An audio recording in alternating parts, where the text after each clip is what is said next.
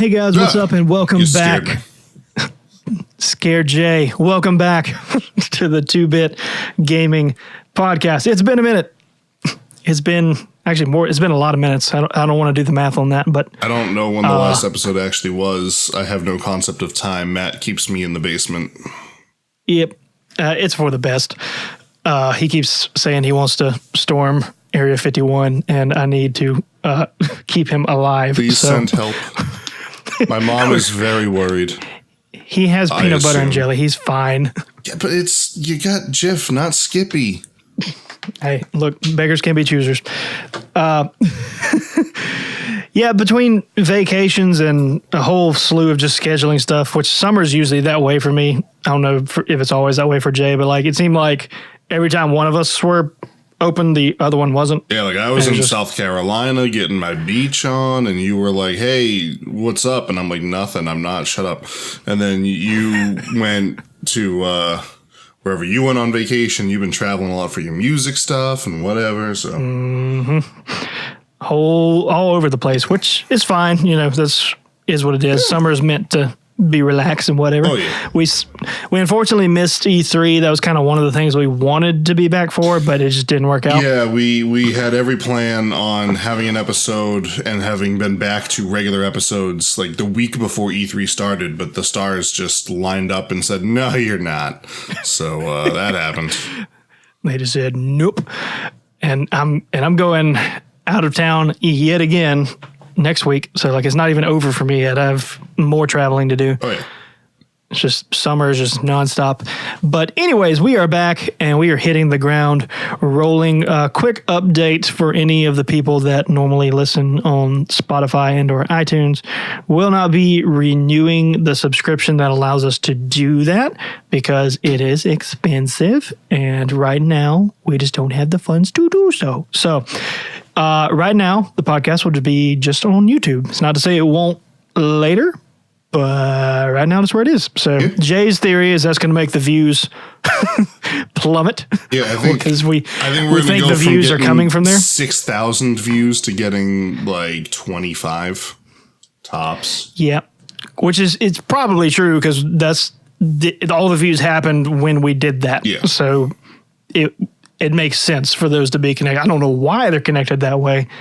I mean, podcasts are much more accessible on Spotify. I mean, have you ever? I mean, you used to have a desk job, and have you ever just like browsed the Spotify podcast section and just find stuff?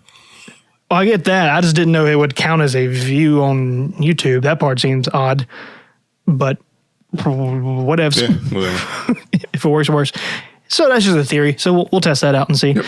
But today we're going to be talking about some Nintendo stuff. A few things to wrap up here, and Jay's kind of going to head the helm this week for this Nintendo episode. Oh, Captain, my Captain. Yeet. Yep. So we'll get more in depth on some E3 news next week because we already missed it. So who cares about being relevant? Right.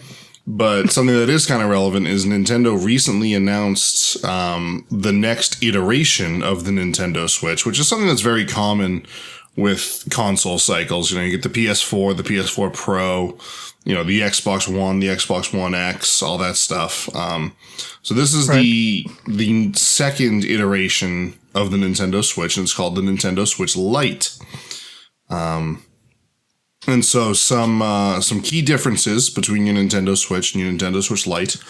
The Switch Lite cannot be docked, so you can't play it on a big screen TV. The Joy-Cons do not detach from the side of it. They're built in. It's one solid piece.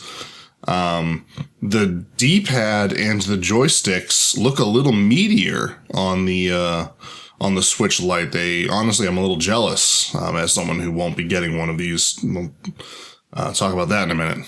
They look to be a little heftier and a little more, responsive and they look good. They come in fantastic, bright fluorescent colors, like blue and yellow and all that jazz. And yeah, or gray. And this exists because Pokemon exists. Just to throw that out there. So when That's fair. Pokemon X and Y were coming out, the Nintendo 3DS cost, I think, $250 retail, maybe $200, and a lot of parents were like, "Look, my kids love Pokemon, but I'm not buying this new $250 thing so that they can play Pokemon." And Nintendo was like, "Well, we'll make a $99 version called the Nintendo 2DS." And it was cheaper, and it was ugly, and it came in bright colors, and you could play Pokemon on it. And that's the reason for the Switch Lite is, it's just a portable version of the Switch because there's a new Pokemon game coming out. It's cheaper. It's $100 less than the Switch. The Switch is still $300. The Switch Lite is $200. So if you don't already have a Nintendo Switch, and you know that you're not ever going to want to play it on a big TV, you just want this thing for traveling, the Switch Lite is great. It's got pretty much the same battery life as the Nintendo Switch. It just depends on what you're playing.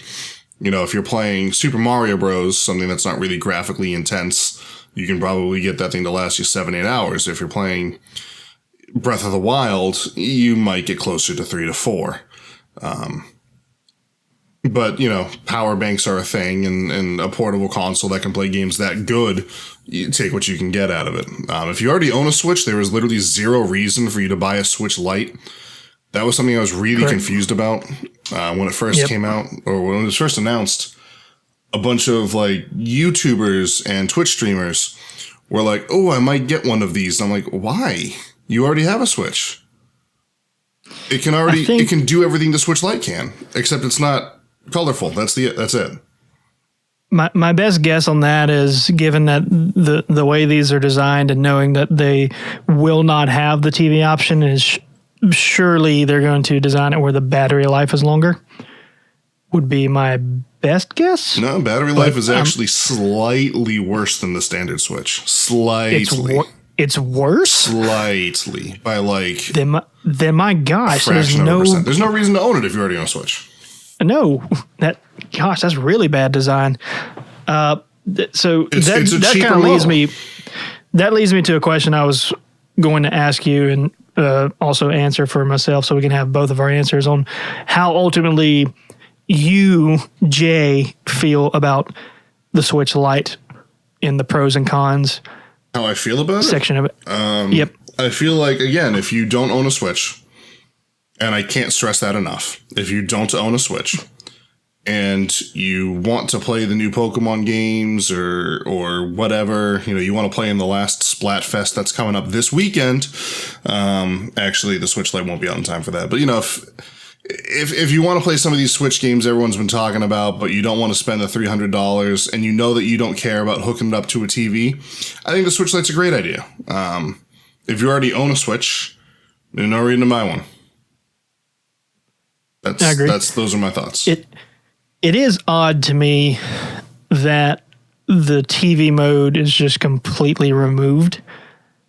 That seems a bit. I mean, I get the idea that if it has a TV mode, then it's basically still like a Switch, but you're still not getting the dock. You're still not getting separate controllers. You're not getting any functionality like that. There's no tabletop mode or anything. So there's still a lot missing from the full Switch package. So it seems a little odd that they wouldn't even have the option for the TV mode, since these are literally built the same way. Well, whatever, more or less, that a Switch is. Whatever hardware component is in your Nintendo Switch to talk to a dock, is just not in the Switch Lite. And so by removing that, you're saving money. Right. But to me, this is still not cheap enough that of course, I'm having to dial back a little bit because I'm not the biggest Nintendo person to begin with in terms of a gamer. It's not that I don't like Nintendo. It's just I'm not falling head over heels to go get a Nintendo outlet of any kind. Right. This is not low enough for me to be interested in this. Like $100 difference, I would say screw that. I'd wait, save $100 more, which in theory, for most people, I know $100 is still a lot of money depending on where you are in your life, but I'd find a way to make that difference because it's too drastic of what the differences are between the two. to me, because I know everyone may not need the mode for or the option for having to put it to a TV, but most people would probably at least want the option. I feel like, I mean, that's especially when it's only $100 difference between the two. Yeah, that seems odd, but I mean, I get it. Like, I think what Jay said is accurate. I think this is kind of catering towards the handheld 3DS market more or less, but I don't know, man. It's just the whole marketing scheme of it just seems lazy to me. I mean, I get it from Nintendo's standpoint, but I do agree with you too. Like, if you're going to spend $200 on this thing, maybe try to find that extra 100 to just kind of get the whole package, you know? Exactly. Or with as many trade-in bonuses as most places have on games toward systems these days, do that. I mean, it's like the summertime. Go mow a few lawns, get an extra $100, and you're good to go. Yeah. What I mean, like I'd be interested to see. Now, given that it's Nintendo, I still fully expect it to at least do decent. I don't expect it to flop or anything like that. Right. But I'm not expecting it to break sales records or anything. No. It'll, like I said, I think it'll help. Like, if I was a mom or a dad and I'm buying, you know, my kid wants to play the new Pokemon game that's coming out this November, which we're going to talk about in a minute. You know, I don't know if I'd want to trust him with a $300 piece of hardware that, you know, has detachable parts that you can lose and you know, all that stuff. But if, you know, so maybe in that case for someone younger, more brightly colored, I mean, I really think this is for the younger audience, personally. Yeah, it makes sense on that end because the parent doesn't have to worry about the kid attempting to take over the TV because they don't have the option. There's that too. So, everyone wins. Yeah, just stay on your couch and play your game. Little Johnny can go sit in the corner and be ignored while he's playing his Nintendo, and Dad can watch his sports. Right.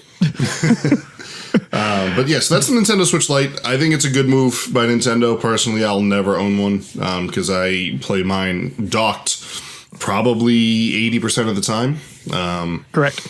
So that's me.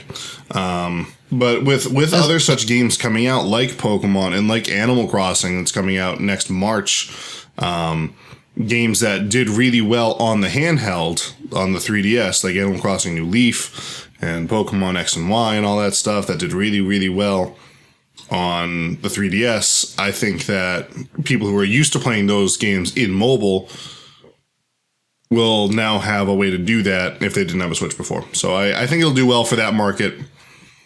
But for those of us that have had a Switch since launch and you're playing Breath of the Wild and Mario Odyssey and all that stuff, there's no point. Agreed. Yeah. So we wanted to talk about a couple of the other Nintendo titles that are coming up, that have come out since we've kind of last left off here and things of that nature. So one of the games have already come out. Matt and I both own this one, and that's Mario Maker 2. Matt, why don't you give me your thoughts on it? Why don't you run this game down? What is Mario Maker 2? For those of people that have never heard of it, what is it? It's Mario Maker with a number 2 slapped at the end of it. So I say that in jest. That's not terribly far from the truth. It's, you know, there's like a few minute differences in the things that a lot of people were frustrated in the first one that they weren't able to do, but existed in a lot of classic, like slopes and, you know, just basic things like that. So they kind of corrected that and made sure that if it was a possibility at any point in time in a Mario game, bare minimum, that's there. And then expanded upon that to where now it's kind of outside the realm of a lot of possibilities. Like there's certain enemies you can put in different forms of the Mario games that weren't in that model of Mario. And it kind of like some of the ones that weren't created until the newer versions of Mario, you can backtrack and put them in the 8-bit versions and they just render it in 8-bit.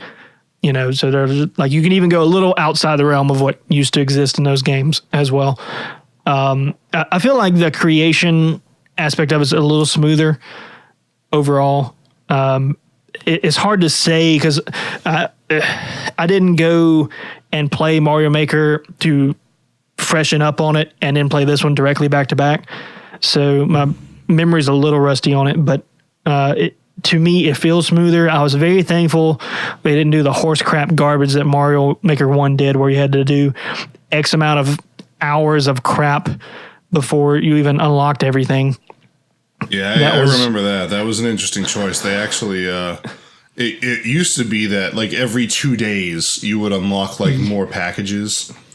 Yep. And when they sent out the review copies to YouTubers and members of the media, they were like, "This is awful. You need to change this now."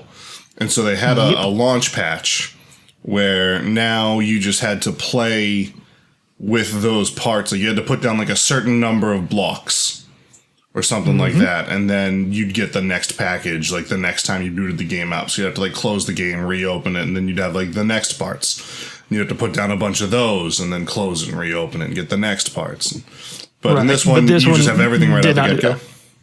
Yes. Nice. Which was much, much better. I've at least they learned. I've not messed around with the creator mode. I'm not big into making levels. I like to play them. I'm not creative in that way. I will eventually make a level, but I just haven't done it yet. So I like fiddling with it. I try not to get too far in the weeds on it. But it is fun because it's very fast and easy to do. Like it's not, because you don't have to make a level from scratch. There's plenty of prefabs that you can have laid down a foundation and then just kind of alter it from there to do whatever you want. Very useful. Which is nice. And then there's what's one of the things they added on this one? Kind of the 3D element where you can have things come towards you instead of side to side. Yep. So they did Super Mario 3D World is like the new mode you can play in. It's like the 5th mode. And so you have like bullet bills flying at the screen instead of just left to right and stuff like that. And believe you me, some of those expert levels are a pain in the butt. Yeah. There's some hard ones. So the thing that I play the most out of these games, I don't know about Jay, but I love playing what's called the endless mode, which it's literally endless. There's no, like the name says, there's no freaking end. And it's just to see how far you can get. And depending on which mode you do, they give you X amount of lives to attempt to do so. The easier mode you pick, the less amount of lives you start with because they expect you to be able to handle it. Right. So if you go all the way up to, they have expert and then what's called super expert, which I don't recommend anyone try unless you want to lose your sanity. Yeah, those are the levels with a clear rate of like less than 0.5%, Yeah, it's like stupid, which is really funny because we were talking about this when me and some of the family were playing this at our recent vacation to the beach. We were saying that, it's kind of weird thinking of this because if one person even beats this level, it probably moves down to expert. It probably does. You're probably right. It probably no longer stays in super expert. So realistically, a very small amount of people have beaten this level. Yeah. No, otherwise it wouldn't be in this category. I enjoy the endless mode as well. It kind of replaced what was in Mario Maker 1, 100-man mode, where you had 100 lives to kind of do a path of a finite amount of levels. And so it was kind of like, where did the challenge come from? Was it, you don't have a lot of lives to do all these? Well, no, you have 100. Okay, well, can I see how far I can get? Well, no, you just got to do like 15, 20 levels, whatever path you chose. The harder the mode, the more levels you had to clear. So it was kind of like, there was no real way to measure your success. I think endless mode is a great change to this because you can be like, I did a run on normal on endless mode on stream the other day. And I got like 57 levels in. And so you can like measure that tangibly. I mean, it's different because you're playing, like Matt, you could boot this up and you could get 90 levels, but maybe you got really easy ones that kind of made it through the screening process or something like that. Or you could only get 7 levels, but like maybe level 5 was really, really hard, Mm-hmm. And I mean, you can skip levels and stuff like that, but. Right. And with no consequence. So you can skip levels endlessly because I think it's because they thought of exactly what Jay just said. There's going to be some RNG to this to where it's based on a pass percentage. So it's not to say that all these levels are rated equally, because some of the players that passed it could have just been really ballin' good players that caused it to be in this, but they could be hard levels. Right. So that's why the option to skip is always there without any consequence. It doesn't cost you a life or anything like that. So if you choose to skip, you have the option to do so, which is very useful when we play expert and super expert. So Right. just for clarification, we did this the entire week. We were at the beach, and the farthest we got on expert was 3 levels. Oof. As far as we get now, that's 3 levels beaten. So we would be playing the 4th level, Okay. but we could never make it past that point. I've never tried expert mode. I kind of figured, because I'm notoriously bad at platformers. That is not a fact I try to hide or anything like that. And so I was like, well, let me try normal mode. I tried easy mode at first. And I was like, all right, this is dumb. So I tried normal mode. Correct. And I was struggling for a little bit, and then something just kind of clicked, and I got like 57 levels in, and I was like, okay, great. That was a good run. I was, they tell you like your global rank, and I was like almost the top 10,000 in the world or something like that. Like it was nice. I got down there pretty good. So now I'm kind of like, all right, I think I've mastered normal mode. I think I'm going to start moving on to expert here probably next week. So what I'll say about expert mode, I think it slightly dials back the factor of what you just said of being good at platformers and more of being good at reading and reacting very fast, because you got to think these levels are put in this category because they have a very small success ratio, very small. And a lot of the times the reason levels will do that is because they're either a troll or have a very high, you have to do a very high bar set of like, you have to finish the level doing this thing or these 2 things. Like, they have these crazy criteria, and some of them even do speed runs. So like the level starts and your timer's literally already at 15 seconds. Mm-hmm. So, you have all these crazy tight things. And when you do expert mode, you only have 15 lives to start with. But unlike normal mode, there's a lot of levels that every now and then you'll get one like, okay, that was fine. I made it through that. It was fairly easy. It was fairly forgivable. And they gave me 3 extra lives at the end of it. Expert mode, it seems by and large, not a lot of them give you extra lives, which I think is kind of crappy. Mm-hmm. And by the time you find one that might be doable, you've gone through the vast majority of those 15 lives, because there's so many that are just complete troll. I can't tell you the amount of levels we started that if you didn't move from where you were in the first half a second, something was going to kill you. Yeah, they just like put a thwomp right above your head, or like a bullet bill shooting like a spike at you like immediately. Yeah, I've seen a lot of those.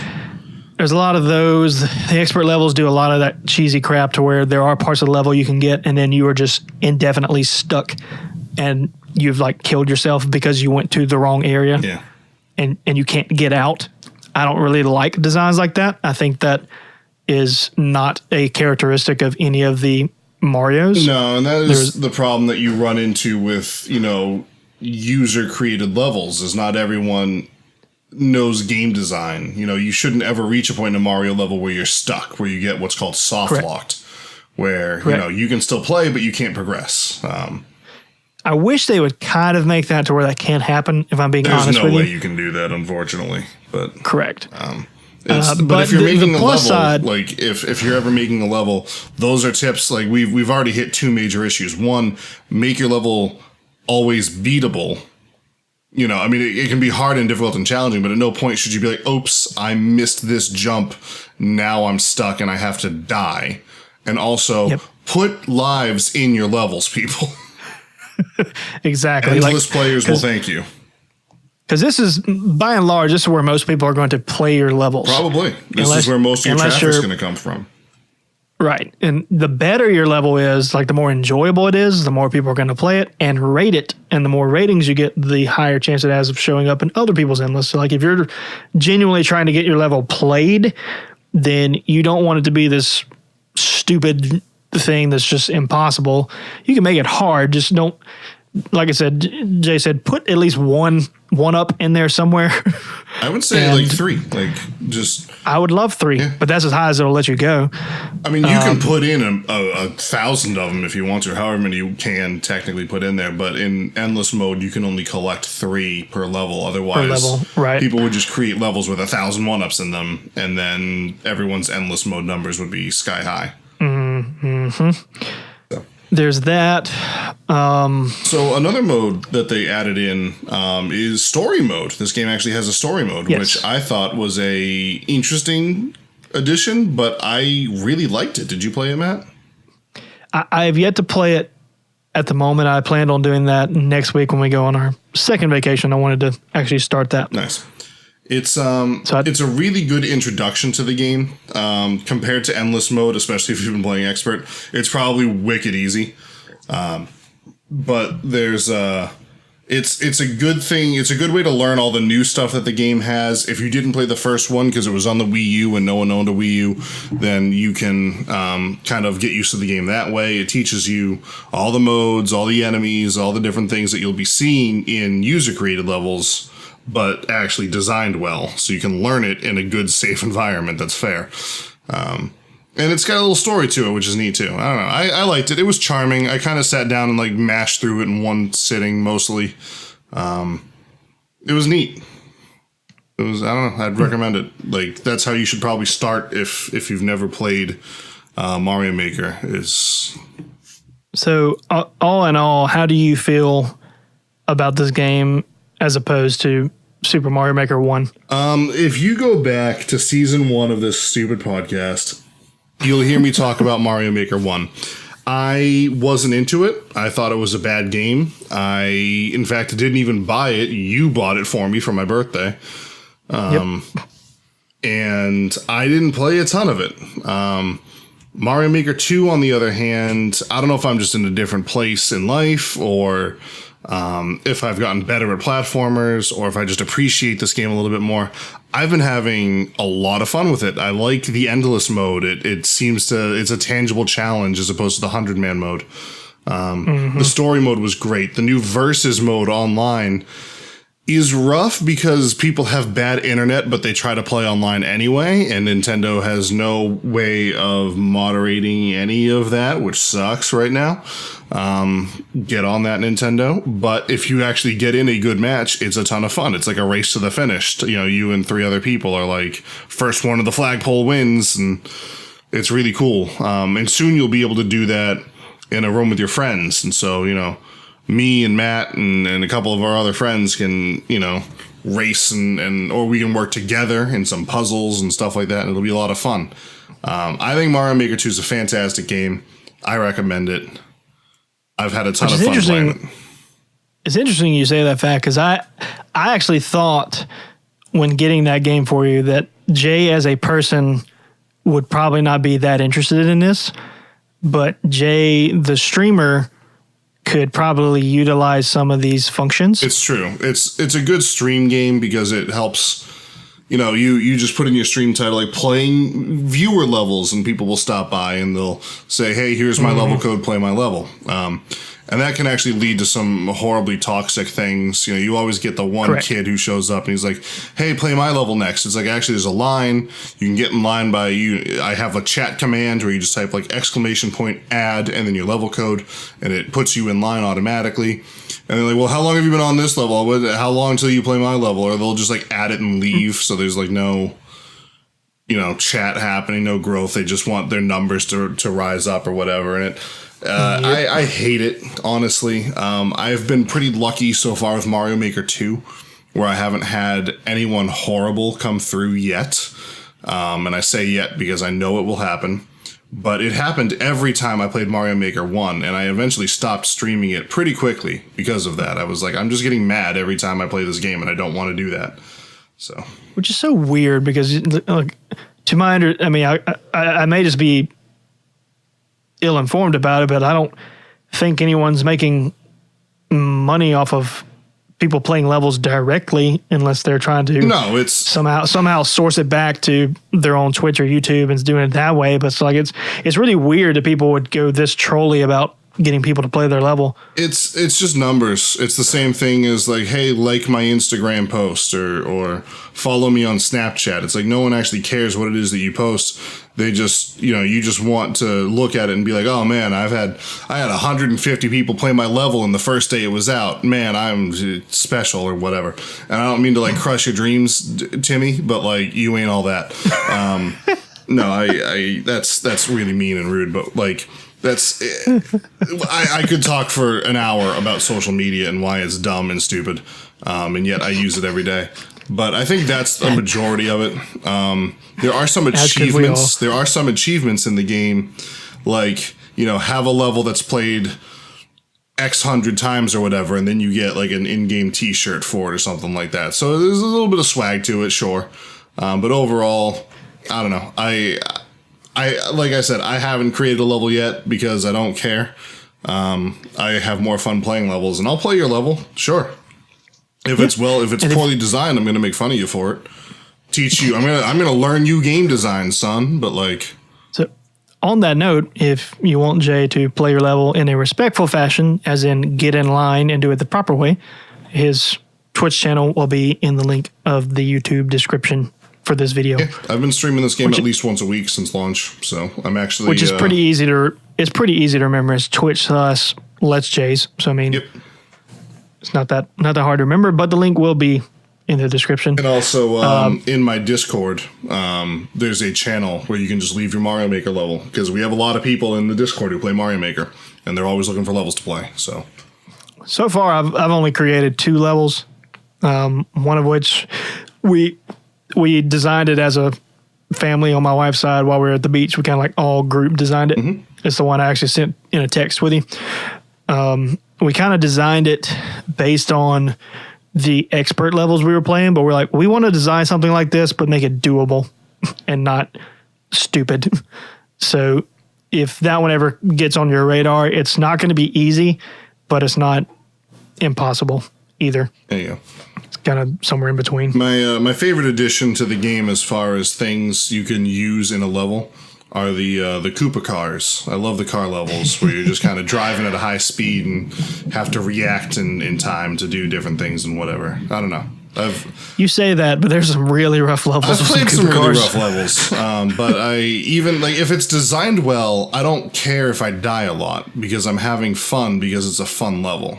But if it's just cheap, like if you start the level and a thwomp stomps on your head, screw you. Like. Right. Let me know when you stream next this game and tomorrow. You're getting ready to do the expert mode because I would love to watch that. Oh, expert mode? I don't know. I know I'm streaming this game. By the time this episode comes out, it will have been yesterday. I know I'm streaming it tomorrow. I don't know what my plan is yet. But try some expert mode. Yeah, go for it. Maybe we'll see. Maybe that's how I'll kick it off, and that won't last. It won't take long. Yeah, it won't take long. Yep, I can promise you that. But that's probably good enough for that game. That's a decent amount of details. Yeah, I mean, that we have. Unless you want to add anything else to it? It's been top of the chat since launch, since it came out. It's been the number 1 selling Switch game. So, not surprised. It's a big game. It's great. There's a whole competitive scene around it. There was just this big cash tournament just yesterday, Sunday. It was a lot of fun to watch. There's a lot going on with this game. Be a part of it. Pick it up and play it. It's well worth it. I would easily say it's worth the price point. There's so much you can do with it. Anyway, moving on now to another game coming out for the Nintendo Switch later this year. It's actually 2 games, Pokemon Sword and Shield. And what this comes down to, if you like Pokemon, you'll probably like this game, maybe. And if you don't like Pokemon, then you can just go ahead and close the podcast now, because I'm pretty sure this is all we're going to be talking about for the rest. We already talked about, the Galar region, how it's, based off of the UK. And we have learned a lot more about the game. We've learned about what's called Dynamax Pokemon, which... is kind of the gimmick of this game, like there were there were mega evolutions, and then there were like Alolan forms and all this stuff. And this one, it's Dynamax, which is your Pokemon grows to be huge. Yay. Like, I don't know. I honestly, I looked at this and I was like, that's dumb. But that's me. I've always kind of like every single generational gimmick that's come out, I've always been like, just why? Like even Mega Evolution, I know a lot of people love Mega Evolution, and it's such a like competitively interesting thing because Pokemon that were terrible are suddenly really good and whatever, and I get that, and that's cool. I don't care. To me, it was so cheap just playing casually, and like Alolan forms were kind of cool, I guess. But like all of these things, like the ancient forms of Kyogre and Groudon and all that stuff, I'm just like, who cares? Like, I would rather you spend time on an interesting part of the game than create, all of this other stuff. But that's me. I know that I'm just an old guy who grew up, back in 1998 playing with my Charmander, Bulbasaur, and Squirtle, and I just yearn for simpler times. The OG. Yeah, I still have my original copy of Pokemon Red. It's literally right behind me. And it still works too. Oh, heck yeah. But like that's me. I know I'm being a wet blanket about that. I know a lot of people love Mega Evolution and stuff like that, and I'm not knocking it if you really love it. That's great, and I'm glad you do. Most people hate this new giant Dynamax Pokemon thing. And the other thing that people are really upset about is there's no national Pokedex in this game. For those of you that are uninitiated, that means that not every Pokemon that's ever been made will appear in this game. We don't know which ones won't be included yet, but it's gonna be a lot of them. That's upsetting. Yeah, and I agree. I think that's just kind of lazy and stupid. And there was a huge outrage about this when that was first announced, and that was announced at E3. I don't remember the guy's name. It's Junichi something. The guy who heads up Pokemon, basically made a statement saying, "Hey, I hear your complaints, and it's not changing. I'm sorry, but there will be no national dex in this game," which kind of sucks. With Mario Maker, they originally announced, hey, you can't play with friends in Mario Maker. You can only get hooked up into a random lobby. And people put up enough of a stink about it on the internet that Nintendo heard their pleas, and they said, okay, we're working on it. It won't be available at launch, but it will be released as free DLC down the road. And I kind of thought that's what would happen with this Pokemon game, honestly. So I kind of just like people were like torches and pitchforks about it. And they were like, no. You got to have the national dex. And so I was like, yeah, it'll happen. And then they said, no, it's not going to happen. We're not going to put the national dex in this game. And I'm kind of like, man, that just sucks. Like, and I just don't understand why. Really, other than what you said, laziness. I mean, just... I think the point, and I didn't read the official statement. I'll be honest with you, I didn't read it. I just kind of saw the tweet headline like National Dex not included in the game, says creator, and here's his statement. And I didn't read the statement, but it's I think they want you to get to know the new Pokemon from the Galar region very well. Which so far there's some awesome Pokemon in the Galar region, I have to admit. I think that they want you to get used to that. I think that they are trying to kind of push the dynamic a little bit more of, working with what you have instead of just because as someone who watched competitive Pokemon for a little bit, every single battle was the same 6 Pokemon. Everyone used like Garchomp and I don't even remember who else, but they're like every single person ran the same 6 Pokemon with the same 6 move sets with the same 6 abilities. It was just really boring to watch. And so I think that this is kind of their way of trying to shake that up a little bit, saying like, hey, maybe you can't rely on your old reliable favorites, learn some new Pokemon. Here's some ones from this region, here's some others from this other region, and make yourself a new dream team. I don't know, but it's a confusing thing. I know some people personally that are not gonna pick up this game. They're gonna boycott it, which is the best way to tell a company that you're mad about it. But to me, it's not enough for me to want to boycott it. I'm more invested in where's the story of this game going. I want to explore this beautiful new region, and there's new ways to explore it now. There's the wild zones and all this stuff where Pokemon are free roaming around the map like they were in Let's Go Pikachu and Let's Go Eevee. There's some online capabilities where you can actually team up with friends to tackle Dynamax Pokemon, kind of like raid battles in Pokemon Go. There's a lot of cool things to love about this game, and to me, it's still worth buying, in my opinion. I agree with that. Like, I mean, I'm still like a little annoyed at the Pokedex thing, but it's not enough to where I would go as far to boycott it, or anything like that. Which I have not bought a Pokemon game in quite a while, to be honest. Yeah, that's right. So you were kind of like, once the DS ones came out, you kind of stopped, right? There was like a gap. It's kind of been all over the place because I did play Pokemon Black and White. I did play X and Y. X and Y was great. I want to say, and then a little bit of Moon and Sun. So like I've played them in spurts, but I didn't own any of these. I just had friends who had it and was able to play it. But no, have not purchased one in quite a while, just because I'm kind of like you. I'm kind of just becoming an old man who just likes the Charmander, Bulbasaur, and Squirtle. Yeah, I mean, I've gone on record multiple times as saying that Gen 2 is the best gen of all time, and I stand by that, honestly. I mean, like, I'll stand by that. Soul Silver is probably the best one of all time. Yeah, and it's Gen 2. You know, it's just a remake of Gen 2. Yep. I don't know. I thought it was fantastic. The story's a little weak compared to some of the more modern ones. It's just like, oh, Team Rocket's doing stuff again. Cool. But, like, as far as everything you can do in that game and all of the changes that happened from Gen 1 to Gen 2, I really do think that Pokemon Gold and Silver, or the remakes even, are the strongest of the series. You know, they haven't really aged well if you go back and play the originals, and if you're used to a lot of the modern mechanics with abilities and things like that, then you probably would be like, oh, this game sucks, but like, I don't play the remakes. They're a little more updated. I don't know. I agree with that. Yeah. So that's Pokemon Sword and Shield.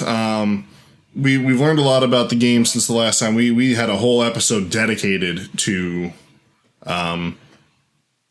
this when it was first announced. And so just to kind of bring you up to speed, gyms are back, and they're kind of bigger than ever. They're absolutely massive arenas, like soccer stadiums, I think is kind of what they were going for, because you know how Europe is with soccer, or football, as they call it over there. Right. Or footy, if you're freaking British. But some of the gym leaders are different from version to version. Like in Pokemon Shield, there's a ghost gym leader, but in Pokemon Sword, I believe it's a fighting type gym leader. And they're different, and they look different, and they have different Pokemon, and so it'll change kind of how things go. And so I'm kind of interested, you know, me and my wife have been playing these games together side by side for basically since, I would probably say Diamond and Pearl, were the first time my wife and I kind of played through Pokemon together. And ever since then, you know, when Gold and Silver came out, she got Gold, I got Silver. Black and White came out, I got White, she got Black. Same with 2. X and Y came out the day before we got married. And she was so stressed out over wedding stuff, and her family was being not very helpful with that. They were being very stressful. So I actually went, I was in the process of moving down to Florida at the time because I'd gotten a job down there. But I went, I had just gotten back from moving everything to Florida, and I went over her parents' house and I kidnapped her and took her to the mall, and we picked up Pokemon X and Y and sat at the mall for 5 hours and played Pokemon together, and her family was furious with me, and I don't care. I stand by that.